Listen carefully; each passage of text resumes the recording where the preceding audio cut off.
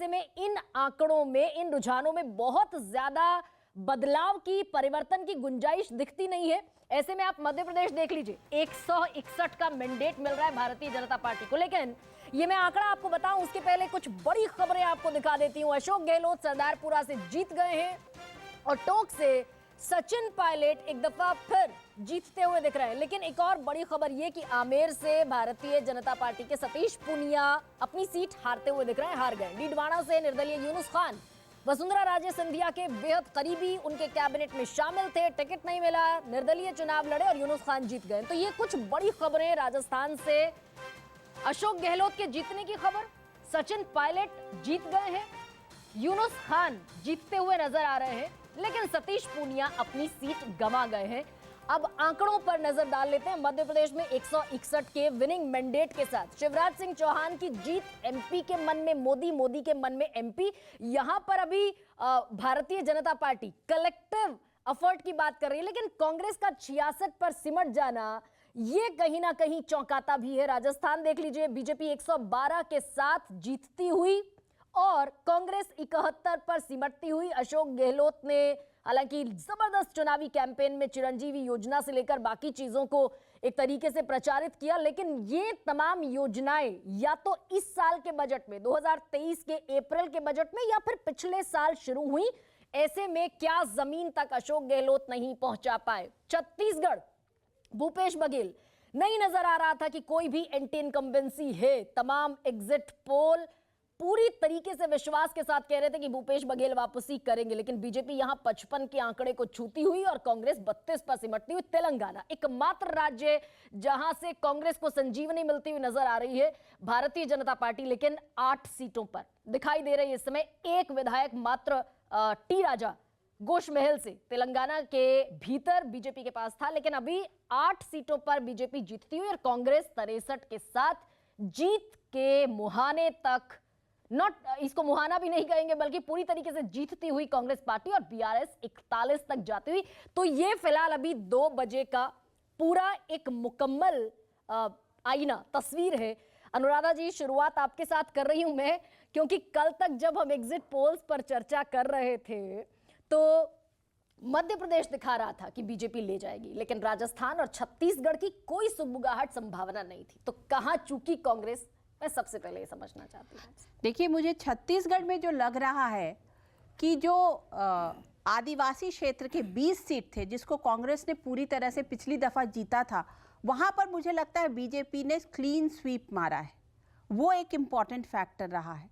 और दूसरी चीज़ कि बीजेपी के जो ग्राउंड वर्क था और बीजेपी के जो आरएसएस का वहाँ काडर था और आदिवासियों के साथ उनका जो काम करना था, वो सब कुछ मिला करके छत्तीसगढ़ में बीजेपी की ये जीत दिखती नज़र आ रही है। एंटी इनकम्बेंसी नहीं थी, ये बात सही है, लेकिन शायद मैंने शुरू में ही कहा था कि बीजेपी एक मैराथन रेस लड़ती है। वो लास्ट तक एक ही एनर्जी के साथ लड़ती है और उसके बाद जो उसका जो फाइनल लैप होता है उसमें वो अपना सब कुछ लगा देती है। 24/7 इलेक्शन एकदम वो तो 24/7 नहीं, is not the right word for BJP. 48/24 आपको करना चाहिए। हाँ। क्योंकि 1 मिनट के लिए वो 2 मिनट का काम करते हैं। तो ये चीज आपको देखनी पड़ेगी कि बीजेपी जिस मेहनत के साथ करती है, और उनके पास अभी सब कुछ है। उनके पास काडर है, उनके पास कार्यकर्ता है, उनके पास पैसा है, उनके पास संगठन है, स्ट्रैटेजी है। बिल्कुल सब कुछ जब एक कॉम्बिनेशन उनके पास है तो वो उस तरीके से लड़ते हैं। लेकिन अनुराधा जी, मध्य प्रदेश की जीत क्या चौंकाती है कि 18.5 साल बीजेपी ने वहां शासन किया, बीच का 1.5 साल निकाल दें अगर, बावजूद इसके शिवराज सिंह चौहान उस एंटी इनकम्बेंसी को इतनी गजब तरीके से बीट और कंपीट करते नजर आए। और ये मैंडेट तो वाकई अपने आप में 161 का मैंडेट, तो मोदी की जीत या शिवराज सिंह चौहान की जीत?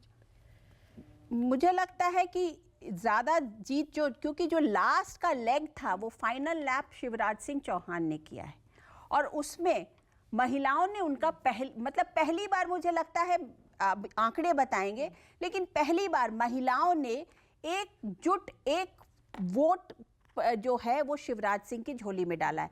पहले क्या था, मध्य प्रदेश जो था वो वहाँ पर मेन जो डिसाइड करते थे, शायद महिलाएं वैसी वोटिंग करती थी। अब महिलाओं ने अपने हिसाब से वोटिंग की है और उन्हें दिख रहा था कि हमें ये चीजें मिल रही हैं, तो वो उन्होंने उस तरीके से मध्य प्रदेश में वोटिंग किया है और जिसका फायदा शिवराज सिंह चौहान को मिला।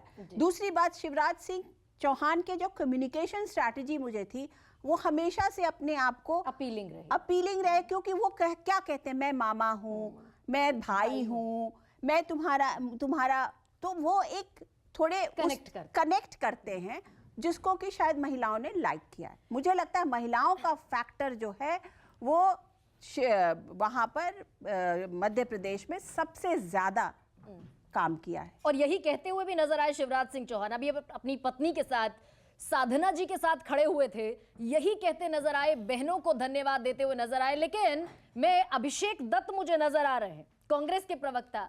अभिषेक, ये वाकई क्या कांग्रेस के लिए अप्रत्याशित थे या फिर समझ में आ रहा था कि मध्य प्रदेश में अहंकार, राजस्थान में एक तरीके से आंतरिक गुटबाजी और छत्तीसगढ़ में अति आत्मविश्वास, क्या कांग्रेस को भारी पड़ा क्या?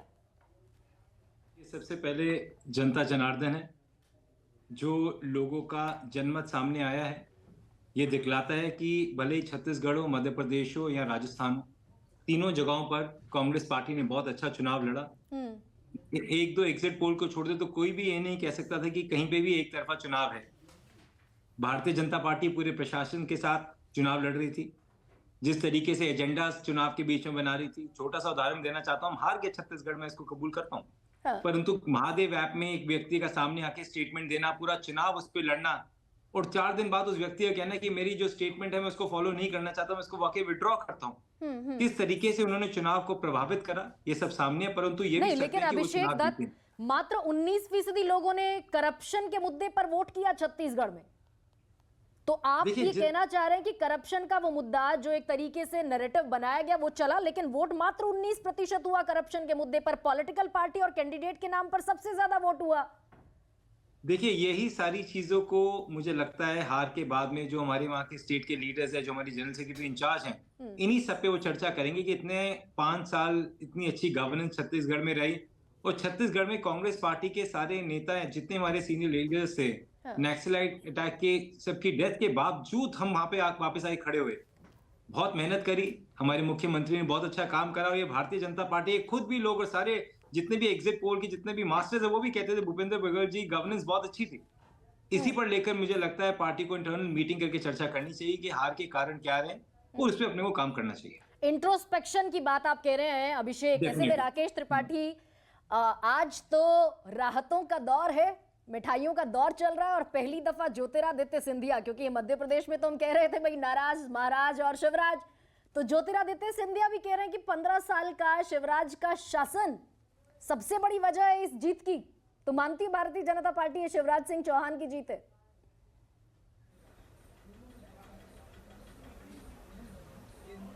देखिए गरिमा जी, ये जो नाराज महाराज और शिवराज जिसका आपने जिक्र किया ना, यही मीडिया नैरेटिव फेक बनाने का प्रयास लगातार कांग्रेस पार्टी और उस विपक्षी दल मिलकर के करते रहे।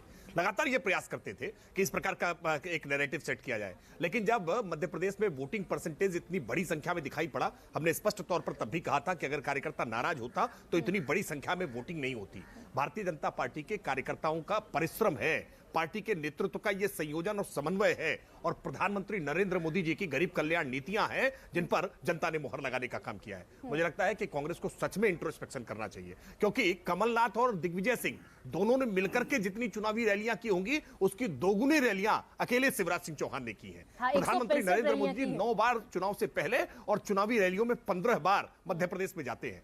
मध्य प्रदेश नहीं, मैं इसलिए कह रहा हूं ना कि जब इतना परिश्रम पार्टी करती है ना, पार्टी के बूथ स्तर के कार्यकर्ता से लेके पार्टी के राष्ट्रीय अध्यक्ष जगत प्रकाश नड्डा जी तक, केंद्रीय गृह मंत्री अमित शाह जी तक, कितना हमने संयोजन किया, समन्वय किया पार्टी के। हमने जब 8 सांसदों को पार्टी के केंद्रीय मध्य प्रदेश में ठीक है आपकी मेहनत जीती कि घबराहट में है बीजेपी, डर गई है इसलिए।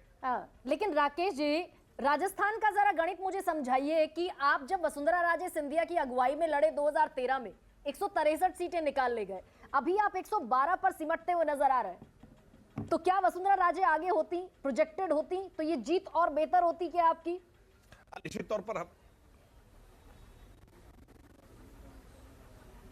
देखिए गरिमा जी, ये हमेशा आंकलन के विषय होते हैं, ये होता तो क्या होता, वो होती तो क्या होता। लेकिन सच ये है कि राजस्थान के आंकलन में अभी भी हमें लगता है कि राजस्थान का आंकलन हमसे थोड़ा अपेक्षा से कम है। इससे और ज्यादा सीटें, 125 सीटें कम से कम न्यूनतम आनी चाहिए थी, ऐसा भारतीय जनता पार्टी का आंकलन था। लेकिन फिर भी राजस्थान का परिणाम भी हम शीश झुका करके प्रणाम कर रहे हैं जनता को, जिसने अपना आशीर्वाद दिया है। विशेष तौर पर अशोक गहलोत की सरकार ने जिस तरह से अत्याचार किया था वहां, जिस तरह से मजहबी तुष्टीकरण करने का काम किया, जिस तरह से वहां पर सर तन से जुदा के नारे खुलेआम लगते हैं और उसके बाद कन्हैया लाल का गला काट दिया जाता है, कानून व्यवस्था तार तार हो जाती है, लाल डायरी में भ्रष्टाचार के किस्से लिखे जाते हैं। ये सारी बातों के कारण जनता बहुत आक्रोश में थी। भारतीय जनता पार्टी बीजेपी को सत्ता सौंप रही है राजस्थान की जनता भी। अनुराधा जी। जी, मैं ये कहना चाहूंगी राकेश जी, मेरा आपसे एक सवाल है, वो ये कि आपको क्या लगता है कि ठीक है भूपेश बघेल की सरकार थी और लगता नहीं था कि उनके लिए कोई एंटी इनकम्बेंसी है, तो अपार्ट फ्रॉम कि वो जो एक शहरों की या मीडिया चैनल्स की बात होती है, उसके अलावा आपको क्या लगता है कि छत्तीसगढ़ में बीजेपी का अच्छा प्रदर्शन हुआ है?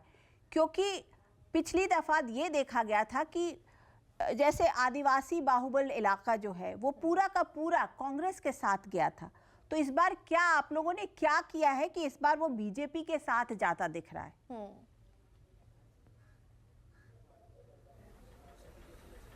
राकेश त्रिपाठी। भारतीय जनता पार्टी ने सबका साथ सबका विकास केवल कहा नहीं है बल्कि करके दिखाया है। देश के सर्वोच्च पद पर द्रौपदी मुर्मू जी को बैठाना कोई छोटा निर्णय नहीं है।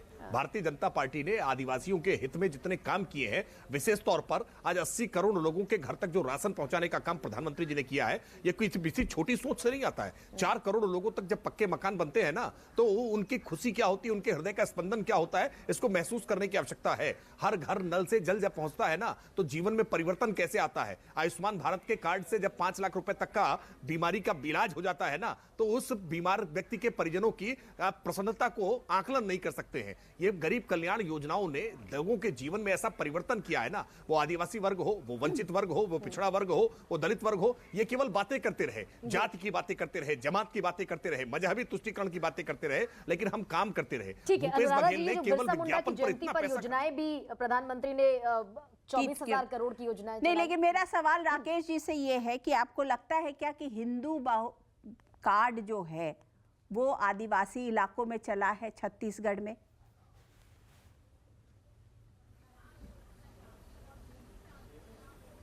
देखिए, ये बात तो कांग्रेस को आकलन करनी पड़ेगी कि कांग्रेस पार्टी अलग अलग राज्य के हिसाब से कभी चुनावी हिंदू बन जाती है और कभी जालीदार टोपी लगा करके मजहबी तुष्टीकरण करने लगती है। उसको तय करना होगा कि एक तरफ चुनाव के दरमियान ही वो हमास का समर्थन करने के लिए उतर आती है, वो फिलिस्तीन के लिए अपने CWC में रेजोल्यूशन पास करने लगती है, वो उनके तमाम नेता अलग अलग प्रकार से कैसे मजहबी तुष्टीकरण किया जाए इसके लिए प्रयास करते हैं। और इसी में चुनाव के बीच में ही राहुल गांधी केदारनाथ पहुंच जाते हैं कि किसी तरह से हम अपने आप को हिंदू होने का एक ढोंग रचने का काम करें। देखिए, ये चलेगा नहीं। जनता को स्वीकार कर रही है कि सनातन पर जिस तरह से हमला इंडिया अलायंस ने लगातार करने का काम किया और सोचे समझी साजिश के तहत किया, यानी बिहार से प्रोफेसर चंद्रशेखर करेंगे, उत्तर प्रदेश से स्वामी प्रसाद मौर्य करेंगे और उदयनिधि स्टालिन वहां से बोलेंगे, प्रियंक खड़गे उसका बचाव करेंगे। ये सारी बातें जनता देख नहीं रही है क्या? आप सनातन का अपमान करेंगे, आप राम मंदिर पर सवाल खड़े करते रहेंगे। ये नॉर्थ के स्टेट में चल जाती है और साउथ के स्टेट में, सदर्न स्टेट में नहीं चल पाई। इस पर भी मैं सवाल आपसे लूंगी, लेकिन फिलहाल मीना शर्मा मुझे दिख रही है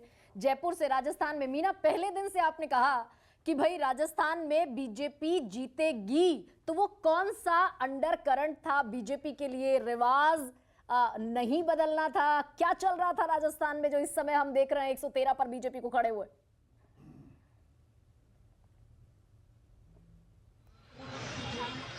बहुत सही सवाल आपने किया है। दरअसल जब से राजस्थान में अशोक गहलोत की सरकार बनी तब से लेकर आखिरी दिन तक एक सबसे बड़ा मुद्दा अशोक गहलोत और सचिन पायलट के बीच जो विवाद था, उसकी वजह से सरकार के ही मंत्रियों के द्वारा लाल डायरी के रूप में विधानसभा में जिस तरह का हंगामा और जो एंटी खेमा, दोनों जो 2 खेमे बने हुए थे, उससे सरकार के द्वारा काम का नहीं होना एक बहुत बड़ा फैक्टर था। राजस्थान की जनता ने क्लियर मैंडेट दिया है कि उन्हें एक स्टेबल गवर्नमेंट चाहिए, ऐसी स्टेबल गवर्नमेंट जो 5 साल तक राजस्थान की जनता के लिए काम करे। और यही यही हमारा बार बार न्यूज 24 नेटवर्क पर कहना था कि राजस्थान में जो पिछले 6 महीने से हम जिस तरह से चर्चाएं आगे बढ़ा रहे थे और पिछले 6 महीने में ही अशोक गहलोत सरकार की जो लोक कल्याणकारी जितनी भी नैरेटिव बनाने के लिए जिस तरह की योजनाएं लाई गई थी, दरअसल वो योजनाएं भी जनता तक पहुंची नहीं। तो एक तरफ तो सरकार के द्वारा 6 महीने में 4.5 साल के गैप को फुलफिल करने की कोशिश थी, दूसरी तरफ बीजेपी कलेक्टिव रिस्पॉन्सिबिलिटी के साथ जिस तरह की स्ट्रैटेजी से चल रही थी, उन्हें लग रहा था, जो कि सही साबित हुआ। और हम बार बार इस बात को कह रहे थे कि अगर वसुंधरा राजे को दरकिनार किया गया है तो हर संभाग में एक मजबूत लीडर को तैयार करने की कोशिश भी बीजेपी के द्वारा पैरेलली की गई है और उससे हर संभाग का वो जो बड़ा लीडर है वो अपने संभाग में बूथ स्तर तक मैनेजमेंट को कैसे मजबूत करे, इसकी कोशिश बीजेपी हर दिन से कर रही है, हर दिन उसमें आगे बढ़ रही थी। लेकिन मीना, मैं अभी राकेश त्रिपाठी से एक सवाल पूछ रही थी कि वसुंधरा राजे सिंधिया अभी हाल के दिनों तक भी रैलियों में देखा गया कि सबसे बड़ी क्राउड पुलर के तौर पर नजर आई, लाखों की भीड़ जुटी रैली में। तो अगर वसुंधरा राजे सिंधिया प्रोजेक्टेड होती, मैं फिर से यही सवाल दोहरा रही हूं, तो क्या बीजेपी और बड़े मार्जिन के साथ जीत सकती थी राजस्थान में?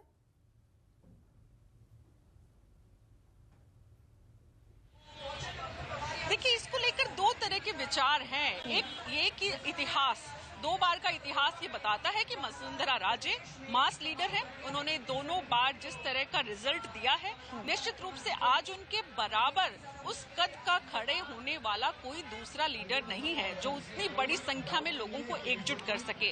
But at the same time BJP की ये रणनीति थी कि हम एक नेता पर डिपेंड नहीं होना चाहते, क्योंकि जिस तरह से अशोक गहलोत के द्वारा 5 साल में और खास करके सितंबर में जिस तरह का घटनाक्रम देखा गया, आला कमान की तरफ से जिस तरह के संकेत मिले, उसके बाद बीजेपी अपने यहाँ इस तरह की चीज बर्दाश्त नहीं करना चाहती थी। और इससे पहले जब पिछली बार वसुंधरा राजे मुख्यमंत्री थी, तब भी केंद्र आला कमान और यहाँ पर राज्य में मुख्यमंत्री के बीच कुछ इस तरह की बातें थी। तो वसुंधरा राजे को लेकर ये एक तरह की कोशिश थी कि वो उतना उन्हें बहुमत की जरूरत नहीं है कि उसमें उनको कंडीशन के साथ काम करना पड़े। हो सकता है कि वसुंधरा राजे को लाने से कुछ सीट और बढ़ जाती, लेकिन बीजेपी का ये कहना था कि पिछली बार वसुंधरा राजे चेहरा थी, हमारी सीट कम हुई, इसलिए जरूरी नहीं है। हो सकता है उसका नुकसान इस मायने में होता कि बाकी लीडरशिप जो है वो उतनी इफेक्टिव एफिशिएंट काम नहीं कर पाती जितना कि अभी 10 लोगों ने मुख्यमंत्री बनने की उम्मीद में अपने साथ जितनी बड़ी संख्या में कार्यकर्ताओं को, लोगों को जुटाया, वो उतनी मेहनत नहीं करते। जी, तो अच्छा मीना, मेरा आपसे सवाल है, क्योंकि आप ग्राउंड पर हैं और आप देख रही हैं वहां की चीजों को, कि अगर वसुंधरा राजे चीफ मिनिस्टर का चेहरा नहीं होती हैं तो किसका चेहरा आगे आएगा? एक, और ये जो अदर्स में 14 अभी दिख रहे हैं, उनमें से वसुंधरा राजे के कितने लोग हैं?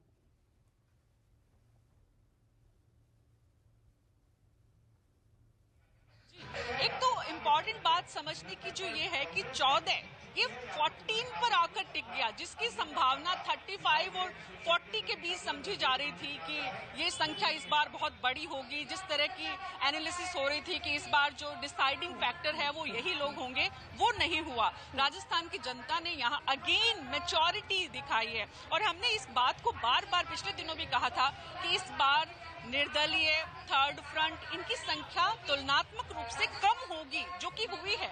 बीजेपी की स्ट्रेटजी थी आरएलपी को खत्म करना, इसलिए आरएलपी ने कांग्रेस का हाथ थामा। लेकिन जिस तरह सीट वार अगर हम जाते हैं तो वहां पर बीजेपी ने स्ट्रैटेजिकली इस काम को किया। जहां तक ये जो 14-15 इंडिपेंडेंट्स की अगर बात करें, उसमें यूनुस खान एक बड़ा नाम है जो कि वसुंधरा समर्थक और जिन्हें टिकट नहीं दिया गया था और उनको जीत मिली है। इसके अलावा जो है वो अभी मिली जुली बात है। तीसरी बात, आपने कहा मुख्यमंत्री पद का, मुख्यमंत्री पद को लेकर कई तरह की चर्चाएं, एक दिया कुमारी के नाम को, एक अश्विनी वैष्णव, एक अर्जुन राम मेघवाल, इस तरह के नामों की चर्चा है। लेकिन अभी तक एक ओम माथुर का बहुत ड्यू है। एक मायने में कहना चाहिए कि गुजरात की राजनीति जब नरेंद्र मोदी करते थे, तब जिस तरह का काम गुजरात में राजस्थान से जाकर ओम माथुर ने उनके लिए किया था ग्राउंड पर 2007 में, उससे पहले, उसके बाद, वो एक कहीं न कहीं नरेंद्र मोदी को अब वक्त है पे बैक करने करने का। तो बिल्कुल अगर वो मीना, ये करते देखना हैं तो होगा कि राजस्थान में भी बहुत सारे चेहरे, ठीक इसी तरह मध्य प्रदेश में भी बहुत सारे चेहरे हैं, शिवराज सिंह चौहान के इतर, नरेंद्र सिंह तोमर से लेकर और बहुत सारे चेहरे